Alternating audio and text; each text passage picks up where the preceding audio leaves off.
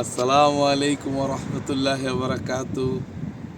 আজ প্রথম রমজান, সবাই দোয়া করবেন যাতে খুব ভালোভাবে রমজানগুলো পালন করতে পারি এবং আল্লাহ আমাদের রোজা কবুল করে।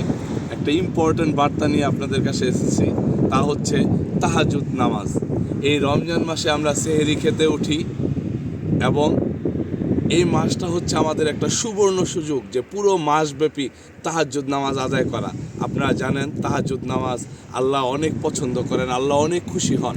তাহাজ্জুদ নামাজ পড়ে যদি আল্লাহর কাছে কোনো কিছু চাওয়া হয়, আল্লাহ খুব দ্রুত তা কবুল করেন এবং বান্দাকে যেটা বান্দার জন্য দরকার সেটা দ্রুত বান্দাকে দিয়ে দেন। তাহলে আমরা চেষ্টা করব এই রমজান মাসব্যাপী একটু আগে ওঠার, সেহরির সময় একটু আগে উঠে আমরা 2 রাকাত বা 4 রাকাত বা যার যেমন সামর্থ্য তাহাজ্জুদ নামাজ আদায় করব।